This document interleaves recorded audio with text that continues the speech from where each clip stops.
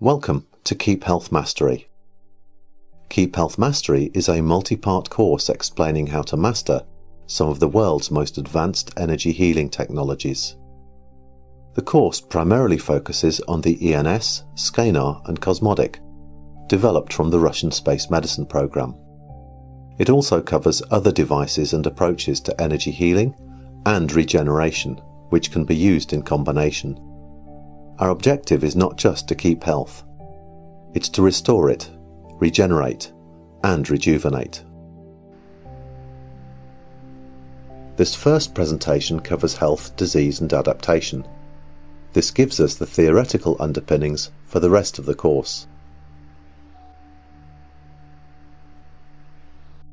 First, I invite you to join me in a reset breath and quiet touch, or RBQT. The RBQT is an ultra-fast relaxation method, supporting heart resonance and heart rate variability. The RBQT creates a parasympathetic nervous system response, which enhances all healing modalities and eliminates stress, so it's a great support for learning too. Sit in a nice comfortable position with your eyes closed. Place your left hand over your heart, which is slightly to the left of the center of your chest. So put the palm of your left hand over your heart and see if you can detect the heartbeat. Now put your right hand over your left hand. And in your own time, exhale normally through the mouth, then inhale normally through the nose, then make a full and complete exhale through the mouth, all the way. And relax. Let your hands drop down, breathe normally, and go inwards for a few seconds. Observe yourself. Have you any aches or pains? Do you have any thoughts? Just observe for a few moments.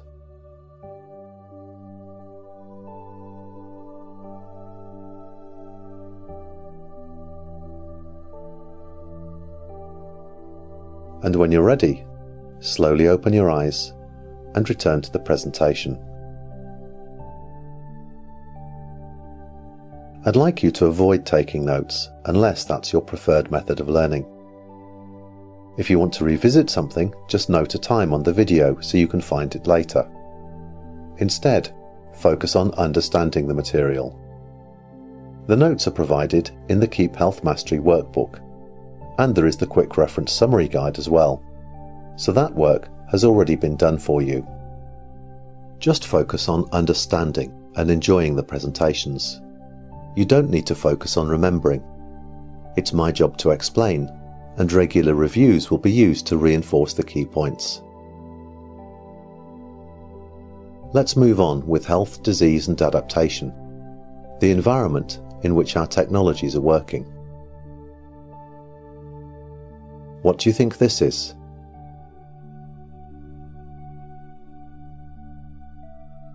If you believe in God, this is the ultimate miracle. This is the most detailed model ever created of a human cell. Let's admire the complexity and craftsmanship of this masterpiece for a moment.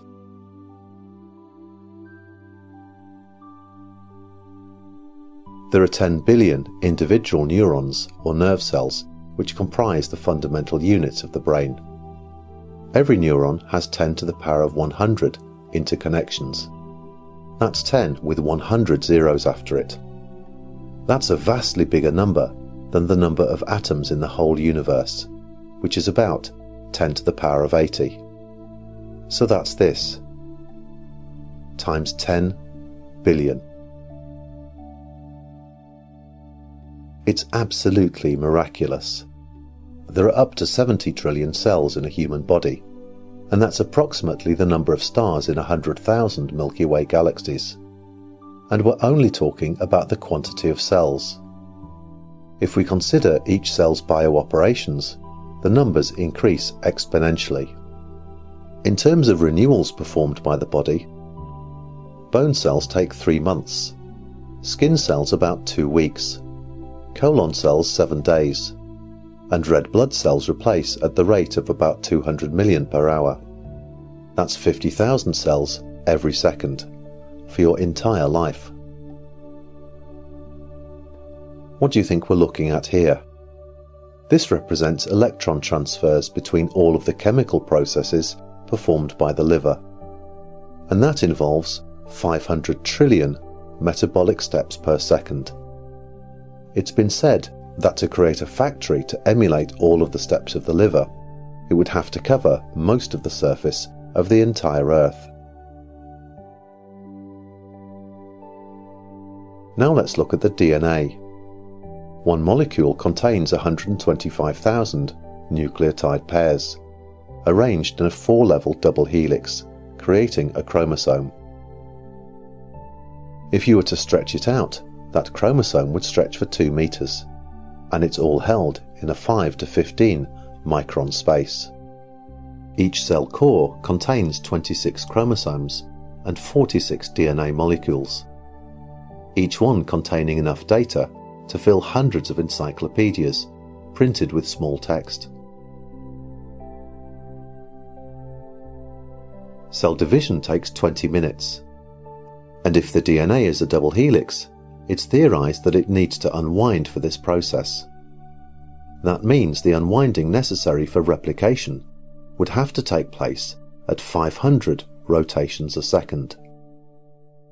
In contrast, a Formula 1 or NASCAR car engine has a maximum of about 250 revolutions a second, and we've not yet considered that the DNA also needs to split and replicate all its chemical bonds, and then zip itself together again during the process.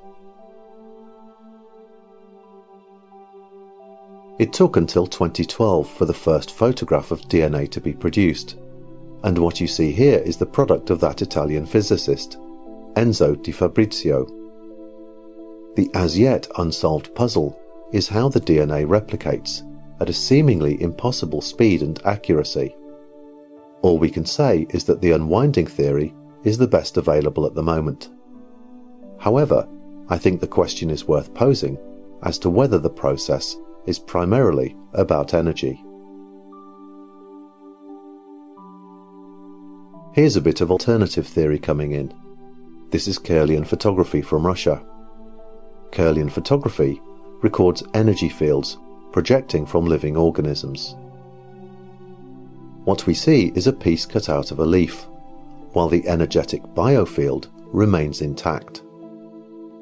The next photograph is showing the complete destruction of the top of a little boy's humerus bone, but nevertheless, he had full range of motion.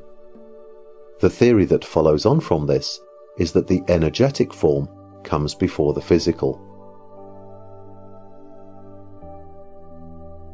In any case, the process has to work everywhere in the body, all at once and all the time. It has to work immediately. It has to follow a perfect plan. And in fact, it has to be beyond the speed of light. So if the process has to work everywhere, at once, all the time, then it's fulfilling a definition of infinite. If it has to work immediately, it's also fulfilling a definition of timelessness. And if it has to follow a perfect plan, then surely it's meeting a definition of something divine. Or maybe it's quantum, and it's holographic. Maybe it's all the same, and we're just talking about different lenses for examining things. If it is quantum, we should also consider the issues of quantum non-locality, which is that something can be in one place, and nowhere, and everywhere, at the same time. If so, then being in a particular place is simply an outcome of measurement, at a certain place, and at a certain time. We can also consider that things could be quantum entangled, and that means they can be separated and separate, but still have a direct connection between them, as if they're exactly the same, with the result that they perform exactly the same way and at exactly the same time. One of the great experiments in this area is the double slit experiment. There are some great videos on YouTube about it. Another of the most interesting experiments is the photon experiment, where a photon was fired down a tube and physicists measured how quickly it travelled. Next, the photon was made to travel through an obstacle course, and the physicists measured how long it took to traverse the course. What they did next was to take one photon, split it, and fire one half down the direct route and the other half down the obstacle course. And what they found was that both photons emerged at exactly the same time. That's because of quantum entanglement. Many fascinating experiments have taken place in this area. The principle of quantum superposition is that one thing can have the characteristics of something very different at the same time, depending on how we look at it or measure it. As one example, light can be both a wave and a particle. At the moment, scientists don't understand the mechanism at work here, but if it's a mechanism of communication between quantum entangled particles, then it has to be at least 10,000 times faster than the speed of light. That's 10,000 times faster than 186,000 miles a second. So that would be 1.86 billion miles a second. In this context, we need to consider that every body comes from only one fertilized cell, which then divides and differentiates to create a 70 trillion cell body. And that means it's quantum entangled. The DNA itself is a crystal, and it has all the attributes of a crystal that would have been very familiar to our grandparents. Crystals were used in radios, and the function of the crystal was as a transmitter and receiver of energy. We also need to consider the little device we squeeze when we want to create a spark to light a gas stove, and that is using a piezo crystal. In that case, squeezing the crystal releases energy. So crystals are at the core of the DNA, and crystals are transmitters, receivers, and stores of energy. And in this case, we can also consider coherent energy to be a form of information. DNA also has water at its core, which, as we know from the work of Dr. Emoto, can change structure according to the frequencies it is subject to, including music, prayer, and thoughts. So what does the DNA do?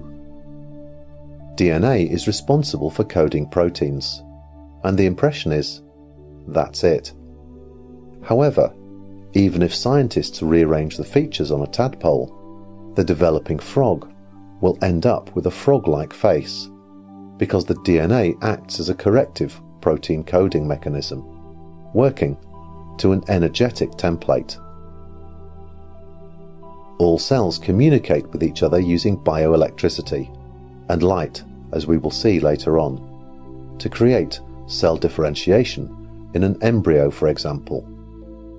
This means that each cell not only receives information about how it will differentiate, but also about the template of the entire organism that is being constructed.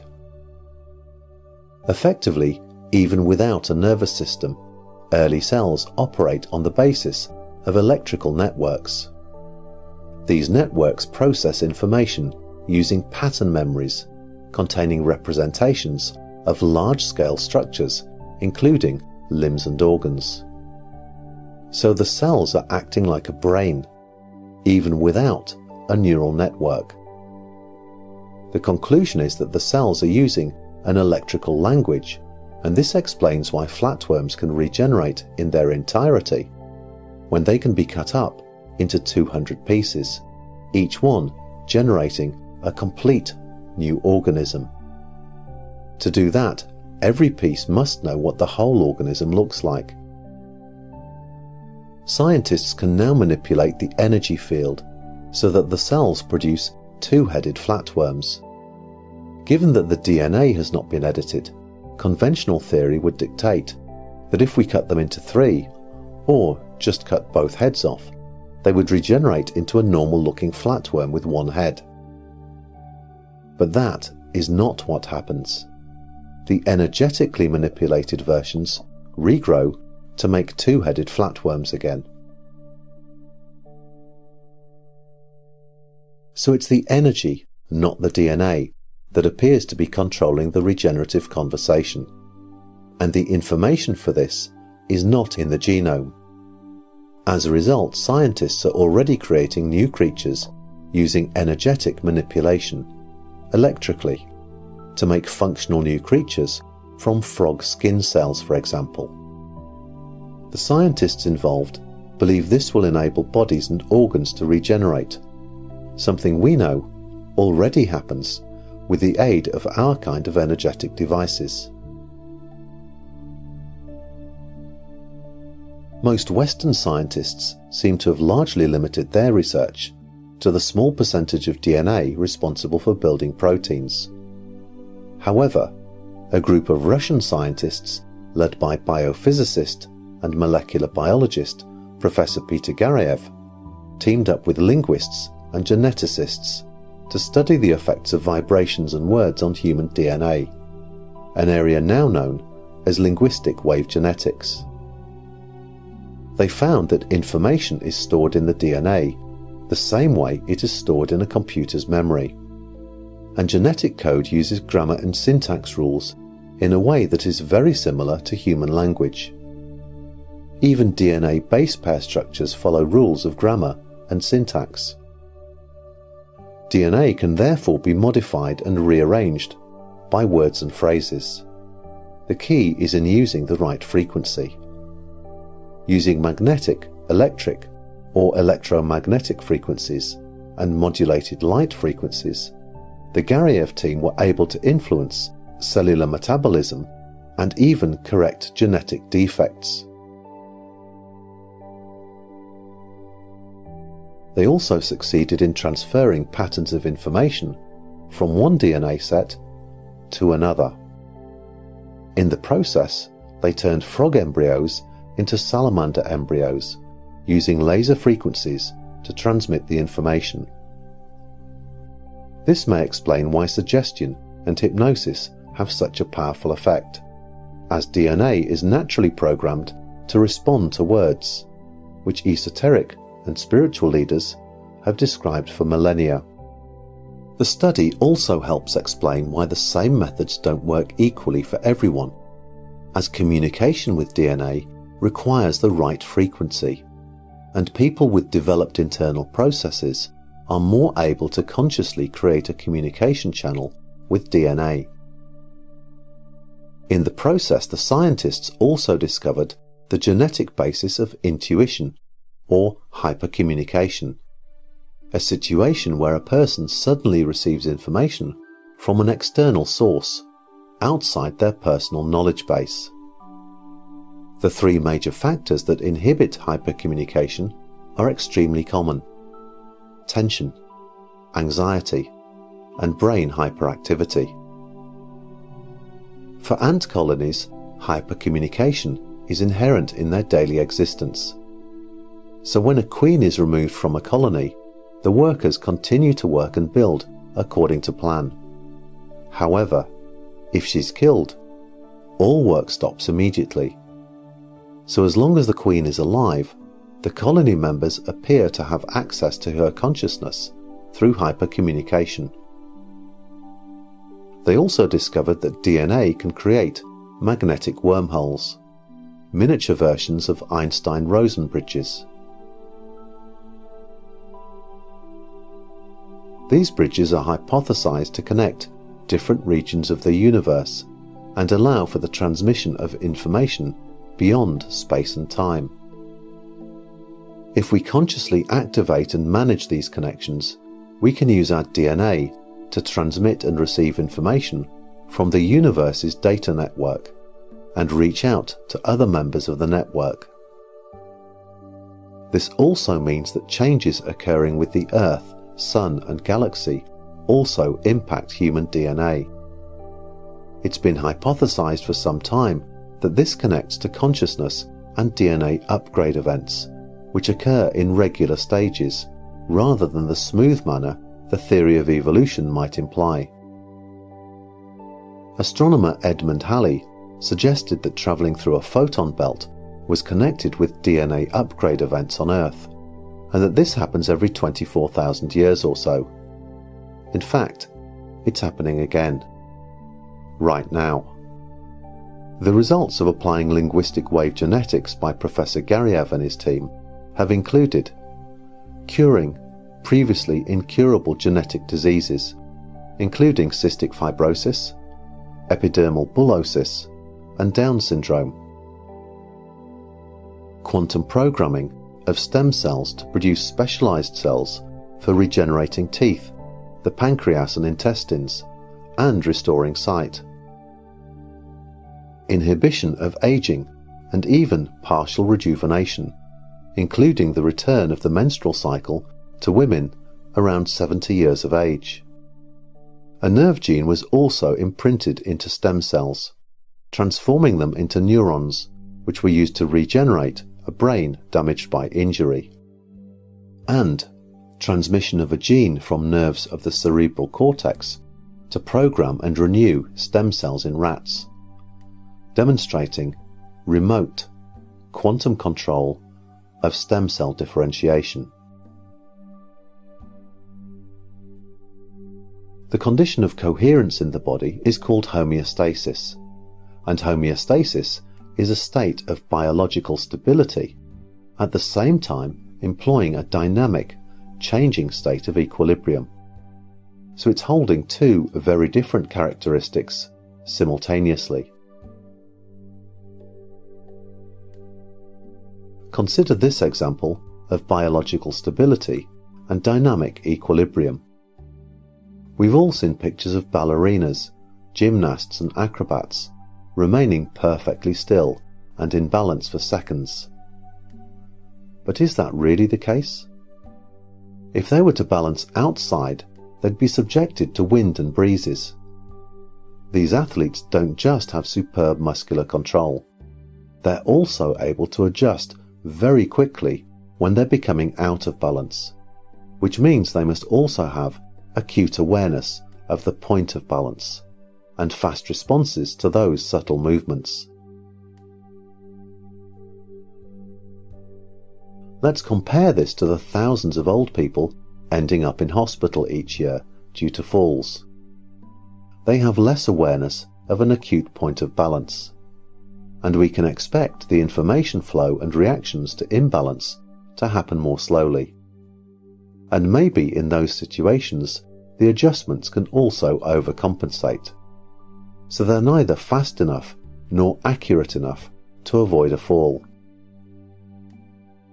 Let's now consider the situation of plantar fasciitis, which is where we have an unstable ankle leading to a falling arch in the foot. One of the solutions is for people to use a wobble board. In this situation, the ankle is subjected to tiny random forces to re-establish not just the strength and conditioning of the muscles and tendons, but also testing and honing the sense of balance at the same time. So if we have a better awareness of our sense of balance and quicker reactions when moving out of balance, we should also have smaller and faster adjustments that are more accurate to restore the state of balance, and adjustments that are more elegant and precise, requiring less energy. This is my analogy for how ENS technology works.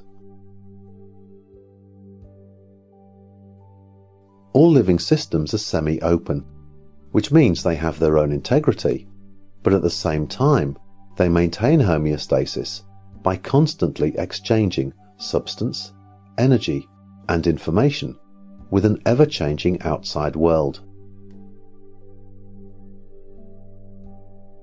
This applies to our planet and to our bodies, and the buffer between the inside and outside world relies on a system of adaptation.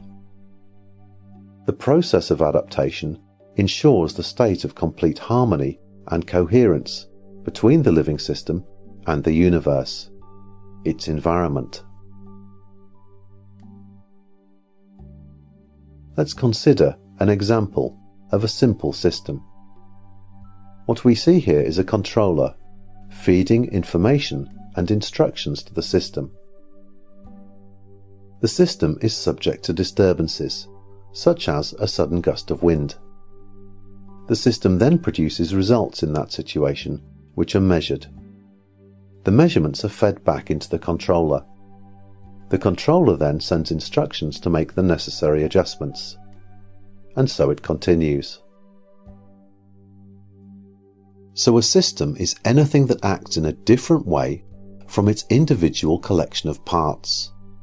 A liver doesn't behave the same way if it's taken out of the body, nor does a heart. It's all the elements operating together in the body that creates a system. So the system creates integrative control. It integrates all the information and the reactions within the system, from inside and outside the system. And this means it can adjust its internal environment, restoring balance for self-regulation, whether it's to do with temperature or blood sugar and insulin levels, for example. It's on this basis that we can consider adaptation to be natural healing, and that disease manifests as a state of ill health only if adaptation is failing. So using this lens, disease is a necessary attribute of life and completely natural for a living system. In fact, we can say it's essential for survival because it's integral to evolution itself. This is because in the process of adaptation, the system matures and evolves, and in the process it gains greater awareness and increased capacity to deal with the unexpected. Let's look at the three diagrams at the top of the page now. We see three examples using exactly the same stimulus, in this case an illness. At the top left, the stimulus is coming into a coherent ordered system. Some time passes, there is a normal response, which is a fast reaction to establish a new state of balance and a new level of coherence within the body. When we look at the center graphic, we see disease represented as a slow adaptive response.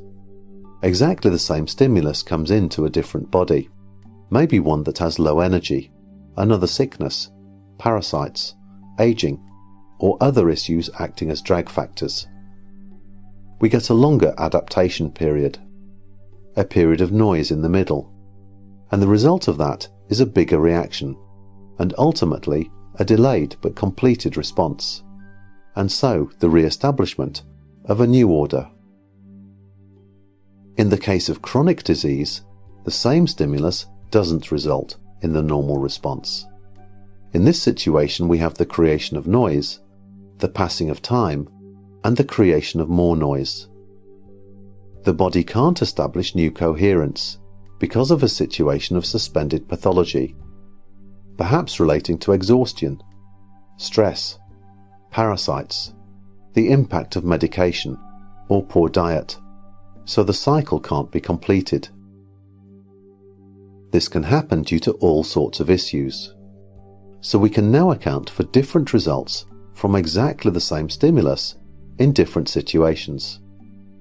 This explains why we can have one person getting a virus and having almost no reaction at all, while someone else may have a 24 or 48-hour illness, while yet another person can have a much more severe response. In the case of chronic illness, the cycle of the disease can't complete.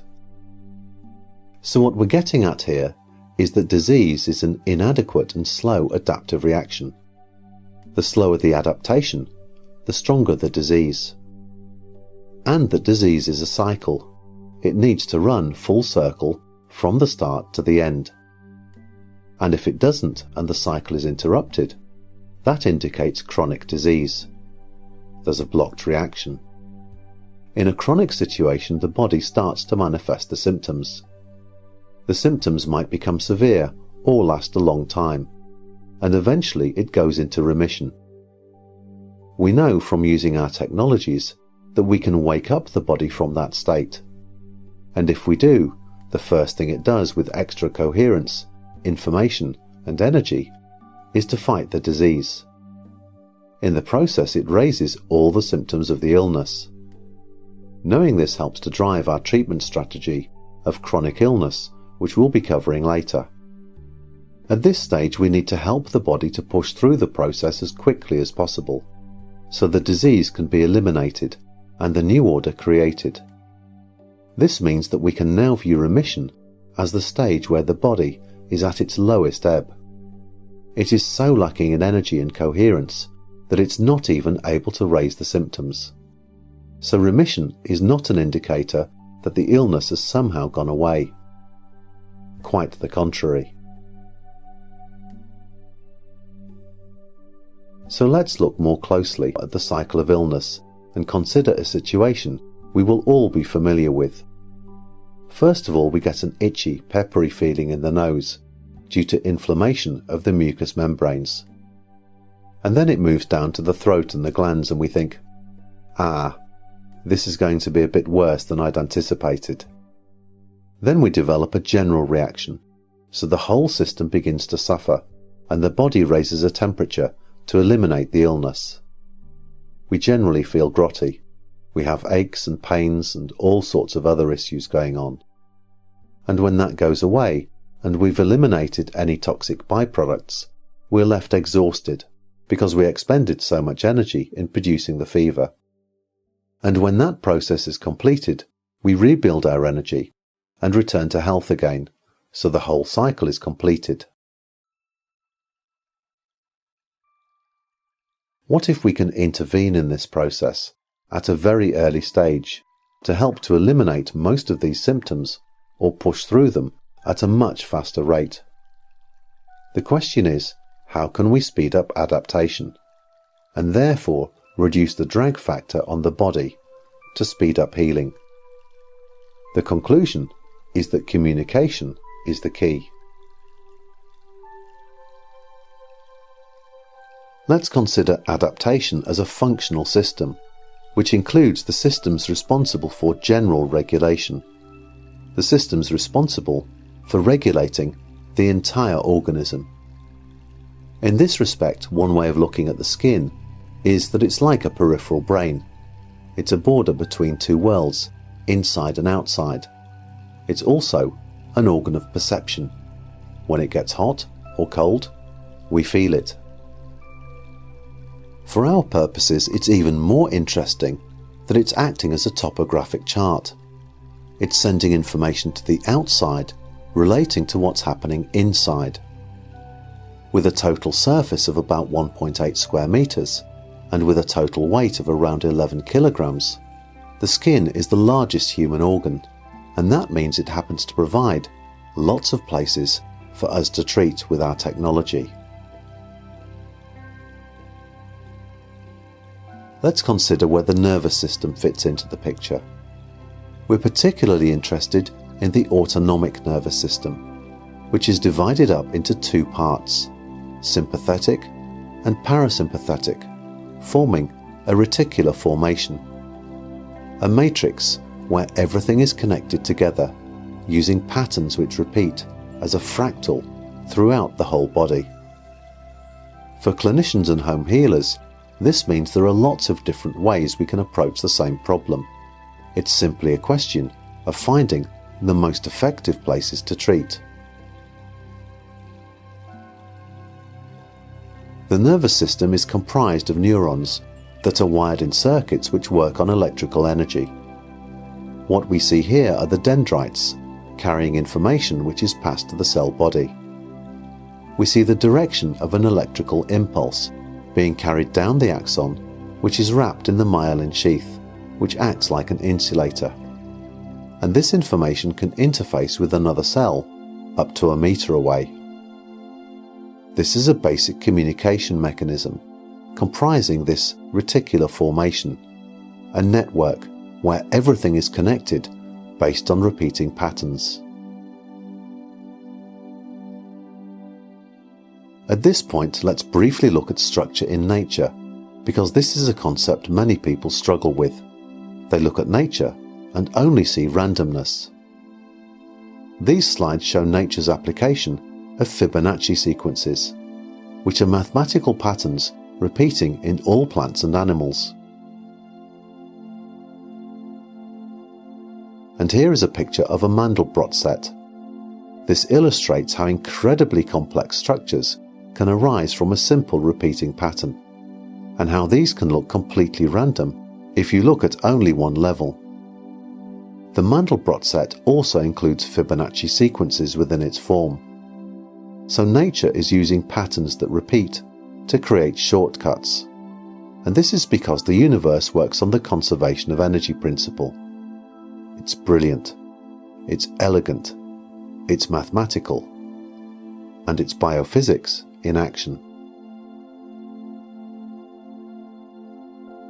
Let's move on to consider the functions of the parasympathetic and the sympathetic nervous systems now. The eyes are controlled by a ganglion, a group of neuron cell bodies. The eye is a very interesting object. It's massively over-engineered for what most people believe is purely an optical input function. However, the flow of information in these particular nerves is two-way, and this is connected to what happens during the rapid eye movement, REM sleep phase, which is the reorganization of the memory. The brain uses the eyes during sleep in the way a computer uses RAM. It downloads the data of the day, which is then sent back to the brain for reorganization and filing during sleep. We can also see that the medulla oblongata at the base of the brain performs a role that stimulates the flow of saliva. And the vagus nerve connects to various organs with the functions of slowing down the heartbeat, constricting the bronchi in the lungs, stimulating peristalsis, which is the process of food movement within the body, and secretion, so digestion. It also stimulates the release of bile, and through the central nervous system, contracts the bladder. And then through a chain of ganglia on the sympathetic nervous system, we have the functions of dilating the pupils, inhibiting the flow of saliva, accelerating the heartbeat, dilating the bronchi, inhibiting digestion, converting glycogen to glucose for immediate energy release, secretion of adrenaline and noradrenaline, which link to immediate action, and the inhibition of bladder contraction. In essence, we have the countermeasures here to balance out the parasympathetic processes, and enabling the body to switch from one process to another. In practice, the sympathetic nervous system rules the body during the day, and this is connected to stress, fight or flight responses, which are usually completely out of control in the modern world. And the body switches over to the parasympathetic at night, and that's the stage when the body performs most of its repair and regeneration. So understanding the different functions of the nervous system becomes important. You may want to revisit this as the functions of the sympathetic and parasympathetic nervous systems relate to the protocols we will be learning about later. So back to the nervous system and its fractal patterns forming the reticular matrix. These repeat everywhere, going through the entire body, even into the brain. Remarkably, the nerve patterns of the brain look amazingly similar to galactic bodies at the universal scale. Everywhere we look around us and within us, everything is built of patterns. Everything has structure. There is another general regulatory system we need to consider, and that's the endocrine system, also known as the hormonal or humoral system.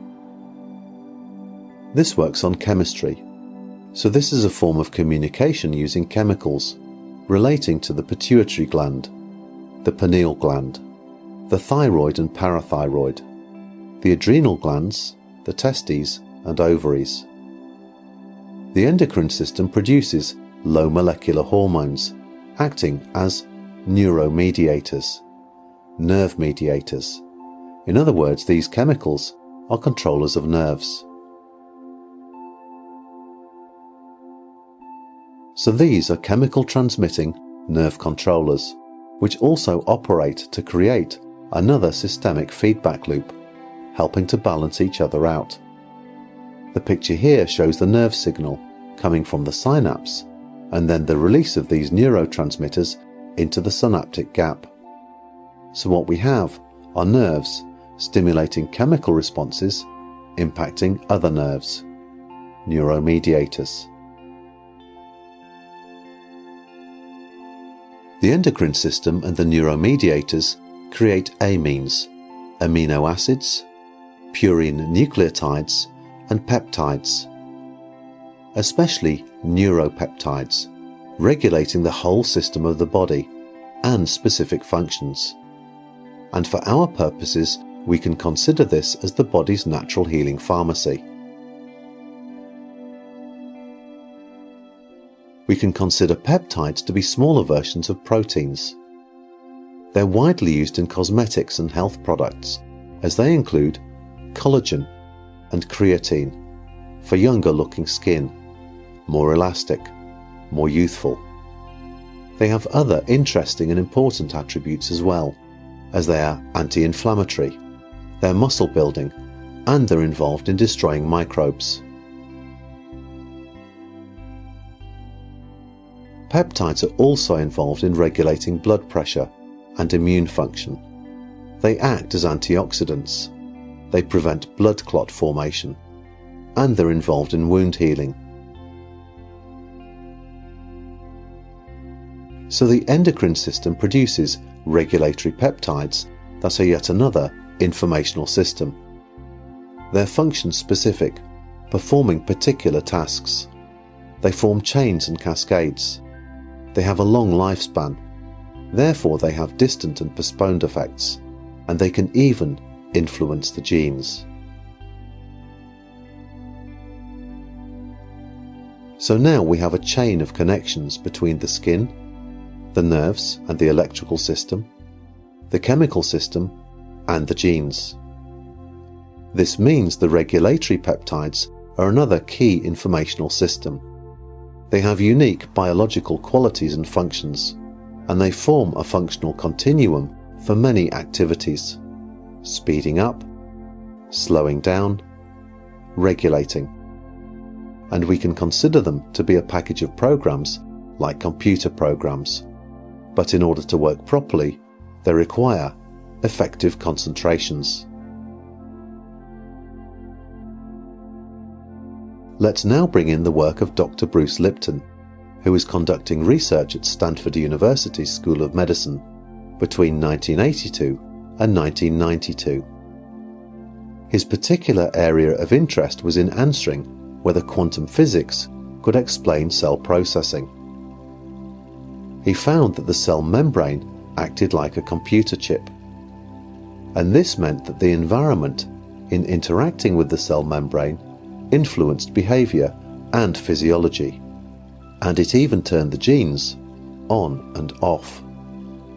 So this is a complete reversal of what many people think even today, that the genes are controlling the cells and ultimately most of the functions of the body. This is another amazing area of research with implications that would astound most people. The discovery has been validated many times since, and it helped to open up a new area of research called epigenetics, which is where frequencies, including prayers, songs, words, and thoughts, can impact the genes. And naturally, because it's quantum, it can also happen remotely. Here is a third regulatory system, one most people don't know about.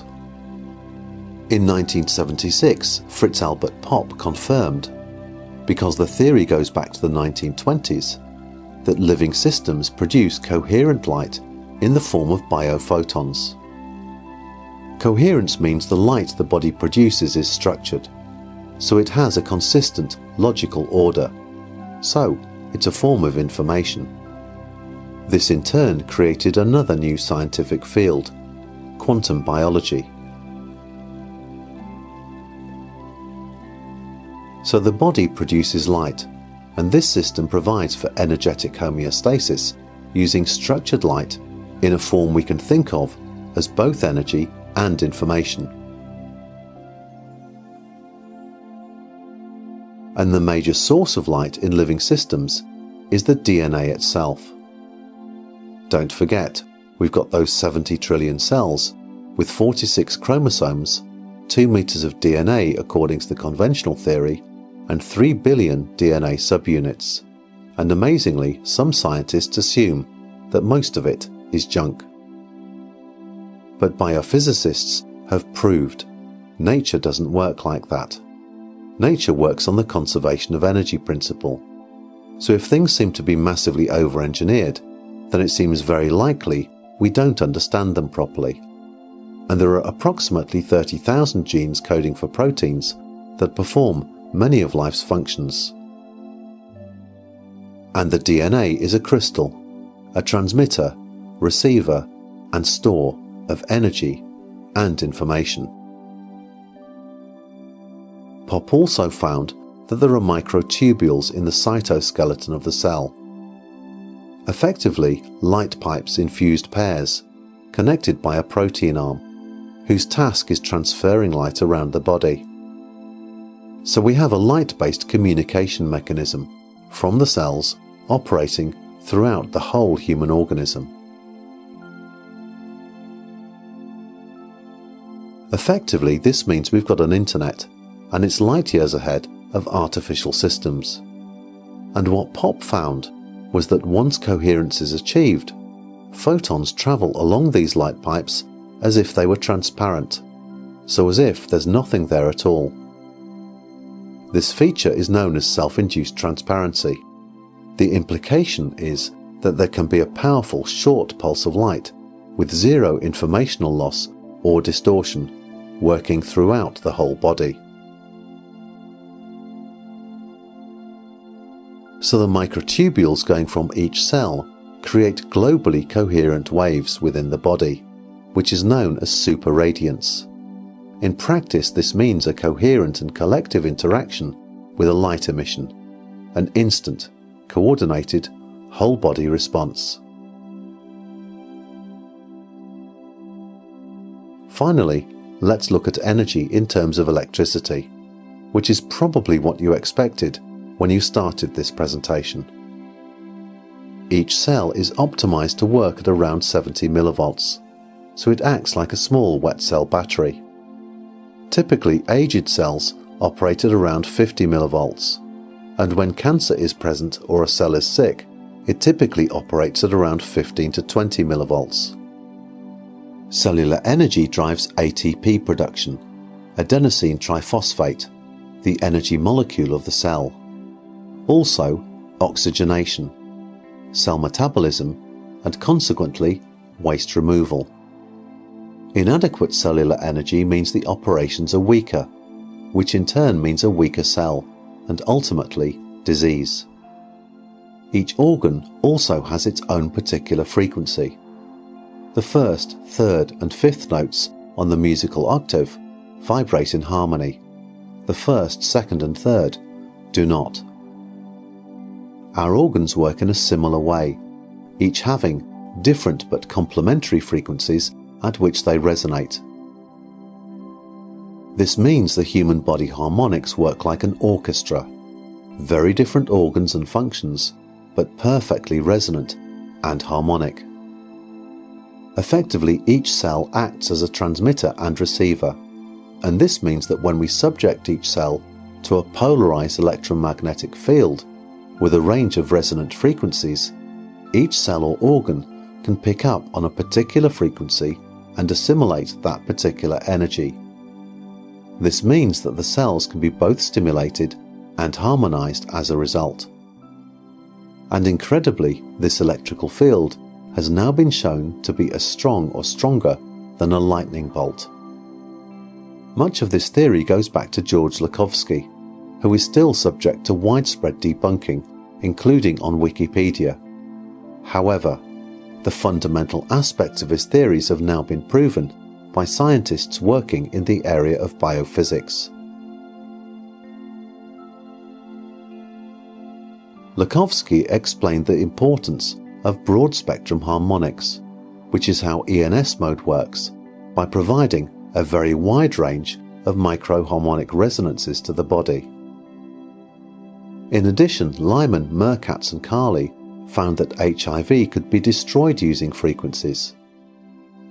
In another study, Sankey demonstrated that a virus capsid, which is effectively the outer coating it needs to operate, could be destroyed by frequencies. And Kirsten et al. Demonstrated that AC fields can be used to disrupt cancer replication. So why isn't this mainstream? In the 1950s, Congressman Charles Tobey enlisted an investigator of the Interstate Commerce Commission to investigate allegations of conspiracy and monopolistic practices on the part of Big Pharma. This came about because the son of Senator Tobey developed cancer and was given less than 2 years to live. However, Tobey discovered alternative options, received treatment and duly recovered. That is when evidence of alleged conspiratorial practices by Big Pharma came to the attention of Senator Tobey, who initiated an investigation. This led to the Fitzgerald Report, which concluded that there was a conspiracy to monopolize the medical and drug industry in order to eliminate competing approaches. The Fitzgerald Report was submitted into the Congressional Record on August 3, 1953. Unfortunately, we haven't made much progress since then. And now, Big Pharma, which has half a dozen companies making more profits than the rest of the Fortune 500 combined, is the major funder of political lobbying in the US, contributing around 70% of lobby money each year, almost 3 times the next biggest sector. Now let's summarize what we've covered here. An electrical device is ideal for interfacing with skin, which is conductive.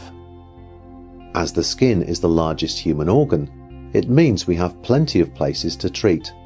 So our job is to find the very best places to treat. If we can detect nerve inflammation through the skin using measurement or other techniques, which I'll be explaining later, then we have an access point for other areas within the entire central nervous system. Effectively, we're finding the mainline station for healing central. This is facilitated by the fact that the central nervous system is wired as a matrix, which extends in repeating patterns through the whole body, and even into the brain. The central nervous system is divided into parasympathetic, which is very involved in healing and regeneration, and sympathetic, which is more about fight or flight responses, and therefore stress. We can use both of those systems to help to treat the body. Because the central nervous system is also connected to neuromediators, nerve mediators, which connect directly into the endocrine system, we also have a direct electrical chemical bridge within the body as well. Both of these systems work with each other. This means that the right electrical stimulus can also produce chemicals, including neuropeptides, the body's natural healing pharmacy, and that can influence the DNA. We also know that the DNA is influenced by the environment through the operation of the cell membrane, which acts like a computer chip, switching genes off and on. We also know that the whole human body comes from a single fertilized egg cell, which contains DNA in the form of a liquid crystal with water molecules at its core, and the properties of a crystal are as a transmitter, receiver, and store of energy and information. We know that the DNA itself produces coherent light, and that we can have a process of quantum entanglement when crystals or other things come from the same source. This means if you treat one thing that is quantum entangled to another thing, you can stimulate the same results in both entangled elements at exactly the same time. There have been amazing experiments conducted in this area, including taking monoatomic substances in the National Physical Laboratory at Teddington in the UK, transporting quantum entangled counterparts to the National Physical Laboratory in Australia, and finding if you treated one in a certain way in the lab at Teddington, exactly the same result happened in real time in Australia. The process operated like time didn't exist at all, not least because it happened at least 10,000 times faster than the speed of light. We also learned that the body itself has a light-based regulatory system on top of that. The bottom line is that by using electrical stimulation, our devices can send signals into the nervous system via the skin and into the cells, which also stimulate chemical responses. And if we can supply both signals or information and energy that the body recognizes, then we can stimulate adaptive responses to illness and injury. Now let's calibrate on the key points we've covered so far. Be prepared to pause the video so you can see how you do in answering the questions. When you're ready, resume the video after each question and compare your answer with mine. Above all, don't stress about remembering. That's what the notes and the summary are for.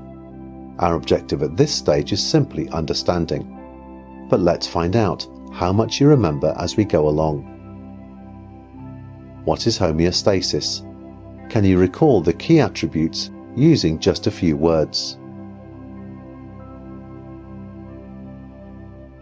Homeostasis is a dynamic state where the body uses constant adaptation to maintain its biological balance. And what are the three key regulatory systems of the body?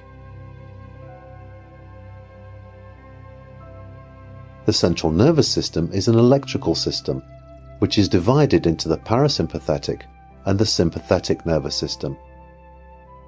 We also have the endocrine, hormonal or humoral system, which is connected to the electrical system and which works on chemistry. And we have a light-based system, where light produced by the DNA is transported around the body by the cells, as if there is nothing in its way. What insights have you got into the role of adaptation in tackling disease? The fact that the body needs to re-establish a new coherent order means dealing with illness involves an adaptive process. So anything we can do to help the process move more quickly and more smoothly is helping the body to perform in a better way. The quicker we can adapt to disease, the less energy we use. Think about the situation of maintaining balance. The finer the awareness of the point of balance and the quicker the responses, the less energy we use in restoring balance, all of which results in a more elegant, efficient, and accurate adaptive process. So adaptation is all about information and energy. And what observations can you make with respect to the cycle of disease, especially as it relates to chronic illnesses? What happens in the case of chronic illness is that the body lacks the coherence and the energy to be able to complete the healing process. This means that in remission, the body is actually at its lowest ebb, not even able to raise the symptoms. It's important to understand this for using technologies like the ENS. Don't worry about having to remember all of this. It's really not necessary. All I want you to walk away with are the main points we covered in the questions at the end. The human body is by far the most complex part of what we'll be dealing with, so everything else we cover in the course will be a downhill run from here. So welcome to the amazing world of energy healing. I hope you enjoyed exploring some new insights into the environment in which we'll be working. Thank you for watching.